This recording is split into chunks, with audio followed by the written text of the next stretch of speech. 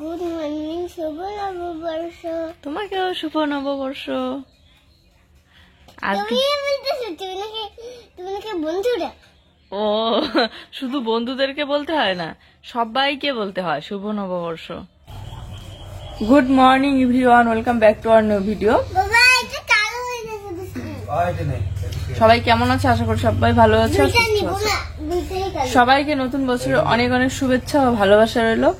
সবার নতুন বছর অনেক ভালো কাটুক। তো এই যে আমরা সকালবেলা ঘুম থেকে উঠলাম, উঠে ব্রাশ করে মুখ দিয়ে এসে কালকেও মেলা থেকে নিয়ে এসেছিল এই যে নারকেলের চিপস, এইগুলো খাচ্ছি, ভালো লাগে। বিস্কুট খাচ্ছি দিদি। বারবার এগুলো কালো কেন? দেখি দেখি এগুলো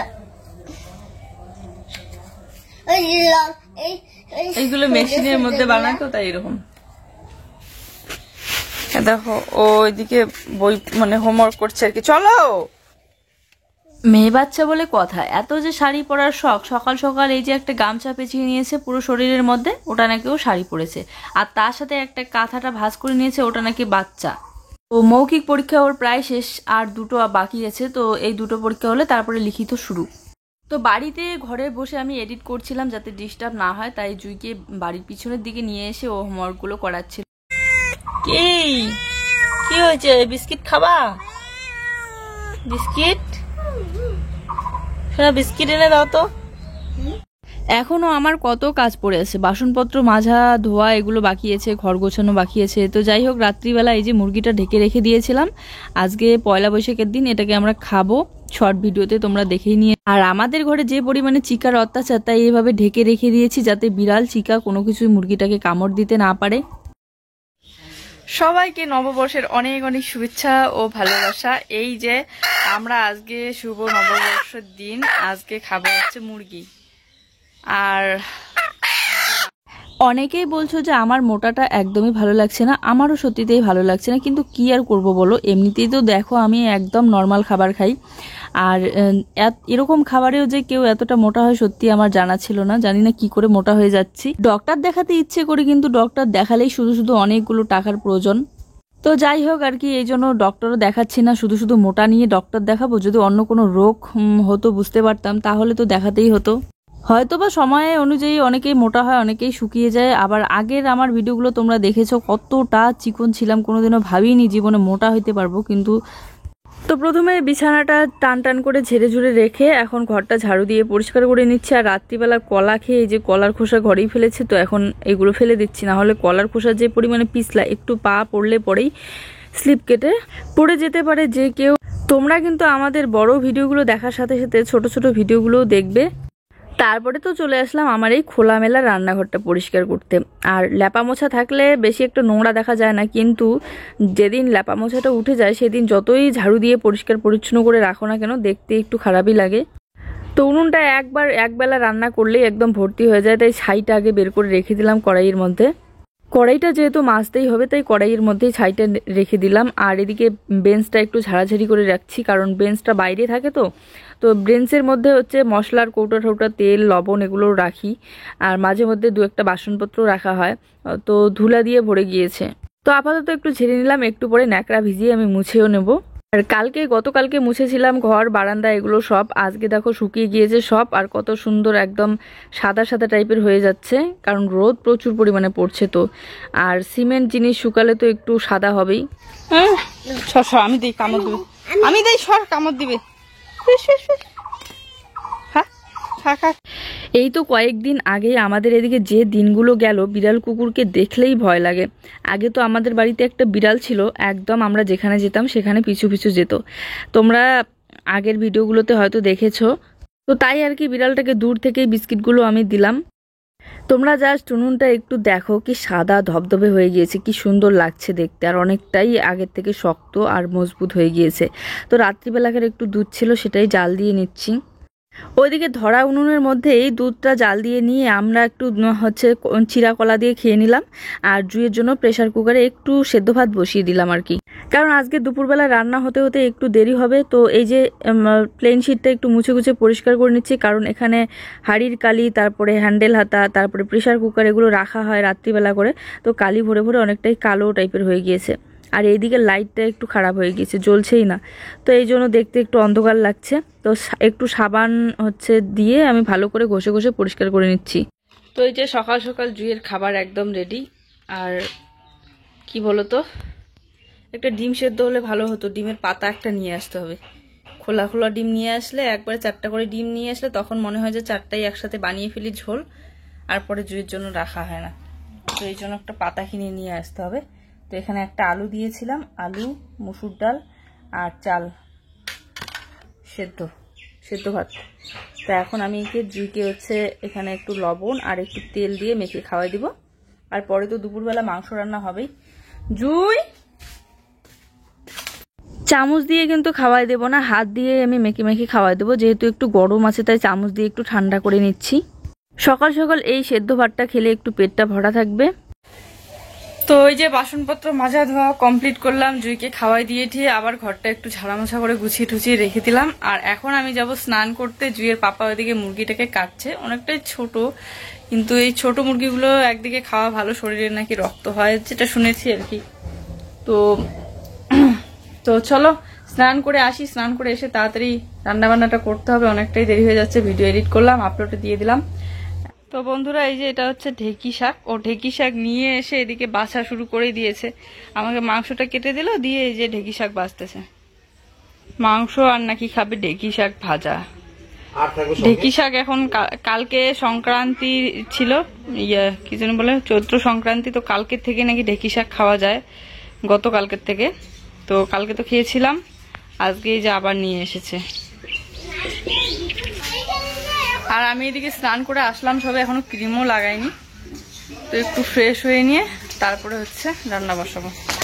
এই কয়েকদিন আগে তো জুইয়ের ক্রিমটা ইউজ করছিলাম, কিন্তু ওটা অনেকটা অয়েলি টাইপের। তো এর জন্য আমি আমার নিভিয়া ক্রিম নিয়ে এসেছি। আর এত গরমে বেশি অয়েলি টাইপের ক্রিম দিতে একদম ভালো লাগে না। তো নিভিয়া ক্রিমটা একটু দিয়ে তারপরে একটু সিঁদুর পরে হাতে পায়ে একটু তেল মাখিয়ে ঠাকুরকে একটু ধূপ দেখিয়ে দিলাম। আর প্রণাম করে নিয়ে নতুন বছরের একটাই চাওয়া, শুধু নতুন বছর নয়, সবসময় আমার এটাই চাওয়া যে স্বামী, সন্তান, তারপরে মা, বাবা, শ্বশুর, শাশুড়ি সবাইকে নিয়ে যেন ভালো থাকতে পারি। যেরকম করে চলছি সেরকম করে যেন ভালোভাবে চলতে পারি, এটাই। তো এইদিকে হচ্ছে আমার রান্না তো এখনো হয়নি। এই যে দেখতে পাচ্ছ ভাতটা বসিয়ে দিয়েছি, সেদ্ধ হচ্ছে। আর ওদিকে শাশুড়ি মা রান্না করে নিয়েছে মাছের ঝোল আর হচ্ছে ভাজা, ঢেঁকি শাক ভাজা। আর জুই আর জুইয়ের বাবা খাচ্ছে ওটাই। আর আমার রান্না হয়ে গেলে পরে আমরা 3জনে মিলে খাবো দুপুরবেলা একসাথে বসে। আর আমি যদি এখন ভাত খাই তাহলে তো কাজকর্ম আমার কিচ্ছু হবে না। একবার খাওয়া দাওয়া করলে পরে আর কিছু কাজকর্ম করতে ভালো লাগে না, শুয়ে থাকতে মন চায়। তাই আমি এই সকালবেলাটা ভাত বেশি একটা পছন্দ করি না, ওই চা খেলেই হয়ে যায়। তো এদিকে ভাত সেদ্ধ হয়ে গিয়েছে, ভাতের মাড়িটা ছেঁকে নিচ্ছি। আর মাংসের জন্য এক এক করে সব মশলা রেডি করছি। তো বৃষ্টি হয়েছিল কয়েকদিন, এই জন্য শিলনোড়াটা বৃষ্টির জল এই যে ধারের মাটিগুলো ছিটে ছিটে পড়ে সাইডগুলো করে একদম মাটি মাটি হয়ে গিয়েছে। তো ভালো করে আগে ধুয়ে নিলাম, ধুয়ে নেওয়ার পর একটা টমেটো আগে বেটে নিলাম, তাহলে ধুলাবালিটা উঠে যাবে ভালোভাবে, যেগুলো হচ্ছে গর্তগুলোর মধ্যে ডুবে থাকে বালুগুলো। তো তারপরে আরেকটু ধুয়ে নিয়ে এই যে জিরা বেটে নিচ্ছি। শিলনোড়ার বাটা মশলা দিয়ে উনুনের রান্না করার স্বাদটা একটু আলাদা টাইপের হয় গ্যাসের রান্নার থেকে। তো এই যে বন্ধুরা, এখানে মাংস আর এই হচ্ছে রসুন, পেঁয়াজ সবকিছু আমি রেডি করে নিয়েছি। আর কেটে নিয়েছি, একটা না, এখানে জিরা আছে, টমেটো আছে, তারপরে আর শুকনো লঙ্কা বাটা আছে। তো চলো এখন মাংসটা বানিয়ে নিই ঝটপট। উনুনটা যদি এরকমই জ্বলতে থাকে তাহলে রান্না করতে আর কতক্ষণ লাগে। এদিকে টিভি চালু করে দিয়ে এদিকে টিভি দেখতে দেখতে এদিকে রান্নাটাও সেরে নেব। তো প্রথমে তেলটা গরম করে ভেবেছিলাম যে দারচিনি, এলাচ আর লবঙ্গ একটু ফোড়নে দেব, কিন্তু ছিল না। তাই তেজপাতা একটু ফোড়নে দিয়ে তারপরে পেঁয়াজটা দিয়ে ভেজে নিচ্ছি। একটু তেল কম কম মনে হচ্ছিল, তাই আর একটুখানি তেল অ্যাড করে দিলাম। আর তারপরে দেখো পেঁয়াজটাকে ভালো করে ভেজে নিয়ে এই যে কাটা ধোয়া মাংসটা আমি দিয়ে দিলাম এর মধ্যে। আর এই যে দুইটা পা দুইটাও কিন্তু ও সুন্দর করে ভালো করে নিয়েছে। আর পা খেতেও খুব ভালোবাসে, বিশেষ করে জুইও, কিন্তু জুইকে বেশি একটা দেই না, কারণ যেহেতু পাটার মধ্যে হাড় বেশি থাকে। তো তারপরে মাংসটা সহ ভালো করে অনেকক্ষণ ধরে আমি ভাজছিলাম। আর আজকে পেঁয়াজের সাথে সাথে কিন্তু রসুনটাও দিয়ে তেলের মধ্যে ভেজে নিয়েছিলাম, কারণ রসুনটা একদম বাটা করিনি, একটু থেতো করে নিয়েছি। আর তারপরে কি বলতো, একদম বাটা মশলাটা আমি দিয়ে দিলাম এর মধ্যে, টমেটো, জিরা আর হচ্ছে শুকনো লঙ্কা বাটাটা দিয়ে ভালো করে মিক্স করে আর একটু ভেজে নিলাম মশলাটা সহ। ভেজে নেওয়ার পরেই কিন্তু আমি লবণ আর হলুদটা দিয়েছি, দিয়ে আর একটু ভেজে নিয়ে তারপর সেদ্ধ করার জন্য জল দিয়েছি। অনেকটা ব্রয়লারের মাংস যেভাবে আমি রান্না করি সেরকমভাবেই রান্না হচ্ছে। তো এই যে মাংসের মধ্যে জল দিয়ে দিয়েছি সিদ্ধ করার জন্য, মশলাটা কষিয়ে টুষিয়ে নিয়ে এখন সেদ্ধ হয়ে গেলে পরে তারপরে কষিয়ে নেবো। অন্যান্য দিন তো জুইয়ের জন্য ঝাল ছাড়া তুলে রেখে তারপরে লঙ্কা দিই, তো আজকে একবারে দিয়ে দিয়েছি।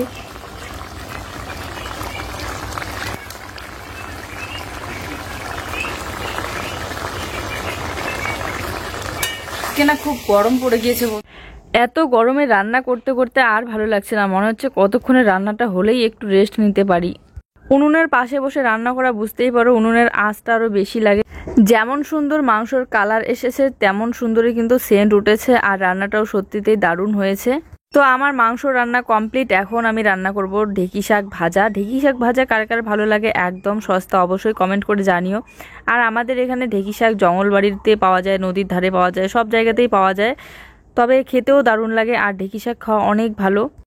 সব বাটা মশলা, শুধু গরম মশলাটাই প্যাকেটে দিয়েছিলাম সবার শেষে নামানোর আগে, আর কারণ ও গোটা গরম মশলা নিয়ে আসেনি, প্যাকেটেরই নিয়ে এসেছে তাই। এই যে টিফিন বক্সটা দেখতে পাচ্ছ, এটা হচ্ছে জুইয়ের জন্মদিনের উপহার ছিল। তো অনেক দিন হয়ে গেল বের করা হয়নি, সেদিনকে সেন্টার যাওয়ার সময় জুইয়ের পাপা বের করেছিল, তো এখনো বাইরেই আছে। এখনো ঢেঁকি শাকটা ভাজা করা বাকি আছে। চলো মাংসটা তো বানিয়ে নিলাম। কালারটা যেরকম মোবাইলে দেখা যাচ্ছে তার থেকে কিন্তু সুন্দর কালার আসছে, আর সেন্টটা সুন্দর। আর মাংস আর ঢেঁকি শাক, তো এখন আমরা খাওয়া দাওয়া করবো। মাছ খাবা? এই যে মাছও আছে দেখি, এতে মাছ, মাংস, ঢেঁকি শাক। এটা কিন্তু বিছানা না, এটা হচ্ছে আমরা বারান্দায় বসে বসে খাচ্ছি। কি আর বলবো ওর কথা, কালকে যখন মাংস ছিল না তখন খেতে বসে বলছিল মাংস হয়নি, মাংস দাও, মাংস দিয়ে খাবো। আর আজকে এখন মাংস হয়েছে তো এখন বলছে মাছ লাগবে। এখন মাছও আছে তো বলছে এখন মাছও খাবে না, মাংসও খাবে না, যখন যেটা ওর ভালো লাগে। যাই হোক, তারপরে আমি ওকে মাংস দিয়ে খাওয়া দিয়েছিলাম, কারণ একটু আগে ও মাছ দিয়ে খেয়েছে ওর পাপার সাথে বসে। হালকা হালকা একটু ঝাল তো হয়েছে, তবে যে পরিমাণে কালার দেখা যাচ্ছে অতটা কিন্তু ঝাল হয়নি, কারণ টমেটো দিয়েছি বলে এরকম লাল লাল কালার এসেছে আর কি। এতগুলোর মাংসের মধ্যে শুধু 4টা লঙ্কা দিয়েছি, কারণ একদম বেশি ঝাল হলে পরে জুই খেতে পারবে না, আর মাংসতে একটু বেশি করে ঝাল দিলে ভালো লাগে। বড় গামলাগুলো দিয়ে 1 গামলা ঢেঁকি শাক ছিল, আর দেখো ভাজা করার পর কতটুকু হয়েছে। ঢেঁকি শাকটা কিন্তু ভাজা করার পর অনেকটা কমে যায়। ধুয়ে আসলাম, এখন আমরা খাওয়া দাওয়া করবো 3 জনে বসে, আর তারপরে বাসনপত্র মাজা ধোয়া করলেই শেষ কাজ। আমাদের সোনা বাচ্চা পয়লা বৈশাখের লুক, দেখি তো কেমন লাগছে ড্রেসটা। এই দেখো ওর হেয়ার স্টাইলটা দেখো, একটু নিচে করো মাথাটা নিচের দিকে দেখো তো। এই দেখো আমি ওর ঝুটি বেঁধে দিয়েছি কালারফুল রবার দিয়ে। কেমন লাগছে বলো? নামো এখন। এরকম করে চুলগুলো বাঁধবো বলে আমার খুব ইচ্ছে ছিল, তাই সেদিনকে বাজার গিয়ে রবারগুলো নিয়ে এসেছি। তো এখন জুই যাবে ওর পাপার সাথে বাড়ির ওইদিকে বেড়াতে, ওইদিকে বলতে জেঠি শাশুড়িদের ওইদিকে। তারপরে এই বিকেলবেলাটা টাইম কাটছিল না আমার, তারপরে চলে আসলাম এই সামনের দিকে। এসে এখানে যে গাছের ডুমগুলো আছে সেখানে বসে বসে ভিডিও আপলোড দিচ্ছিলাম। আর সন্ধ্যাবেলাটা বিছানায় শুয়ে শুয়ে জানালার দিকে তাকাতেই দেখি ভিউটা কত সুন্দর লাগছে। আমার এই লতা পাতাগুলো ঘরের ভিতর থেকে দেখতে কি ভালো লাগছে। চলো আজকের ভিডিওটা এই পর্যন্ত, সবাই ভালো থেকো, সুস্থ থেকো। দেখা হচ্ছে নতুন একটি সুন্দর ভিডিওর সাথে। ভিডিও ভালো লাগলে অবশ্যই একটা লাইক, কমেন্ট, শেয়ার আর চ্যানেলটি সাবস্ক্রাইব করে